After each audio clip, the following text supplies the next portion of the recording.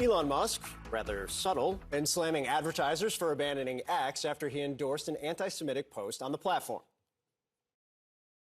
If somebody's going to try to blackmail me with advertising, blackmail me with money, go f yourself. But go f yourself. Is that clear? I hope it is. Kind of seems like he wanted more of a reaction, so he tried it again with the audience there. It all happened last night during that live audience interview with Andrew Ross Sorkin at the New York Times Deal Book Summit. Now, Musk did also apologize in that interview for endorsing the anti-Semitic post, calling it the worst and dumbest social media post he's ever done. Joining us now, CNN contributor and host of the On and Pivot podcast, Kara Swisher. Good to have you with us this morning. I guess he got the chuckle on the second that he was looking for in that statement. It's fascinating to me, though, as we watch this, right? And he's there on the stage and he seems to really be enjoying the moment. We have this estimate that from the New York Times, I believe, that Twitter's going to lose $75 million in revenue. And he's sort of saying, fine, we don't need you. But the business itself needs them. And they're going away because of what he did. Yes.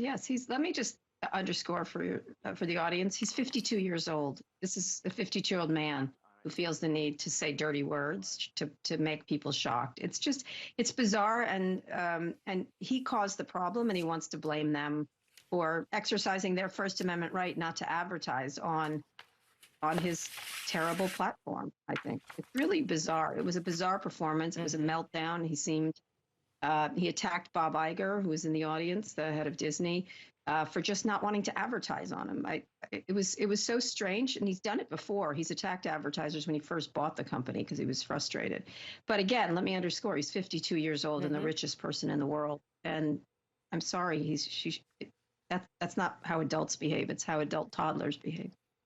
And also, certainly not how heads of public companies behave. One of the drivers of how that public company is supposed to survive is the advertising. The person responsible for the advertising came over with much fanfare, Linda Yaccarino. And I think I'm struck, she put out a tweet last night saying, I don't know what it was trying to do, to be completely candid with you, saying, here's my perspective when it comes to advertising. And neither do I.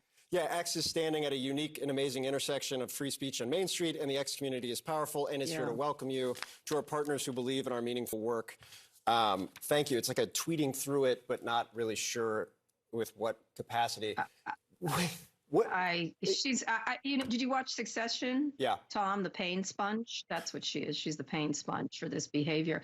This is an experienced ad exec. She knows exactly what happened here. And for some reason, she's decided to enable him. And that's the real problem here. There's a lot of people, besides his just ridiculous behavior and childish behavior, she's also enabling him and making excuses and trying to wrap it in the cloak of the First Amendment. In fact, you don't have to advertise where you don't want to. I think that's pretty much the basics of advertising. People pick and choose, and they've picked, and instead he wants to blame them for his own behavior.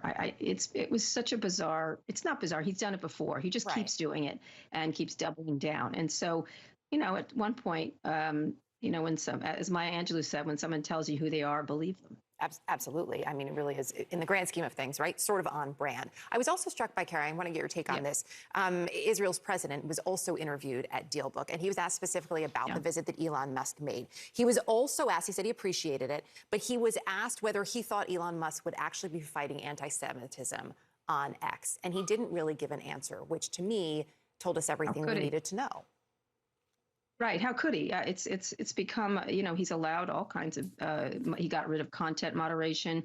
He said everyone should be able to say whatever. That trip was a PR stunt. And it was a lot of people in Israel thought it was shameful for the government to do that. But they need help, too, I guess, what's happening there, especially Netanyahu. Netanyahu's come to his aid before when he had another issue around anti-Semitism with the ADL. And so this just happens over and over again. And what's fascinating is the blame he wants. The richest man in the world wants to say advertisers are the cause of his problems. He's the cause of his problems. And the reason ads are down is because of how he behaves on the platform. Not just promoting anti-Semitic stuff or allowing it to run rampant. Study after study shows this.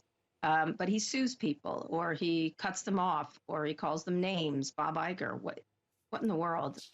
It's it's his fault that he's losing all this money, and he's going to have to pay the price. And he also said that on stage. Yeah. It's not a public company; it's his company.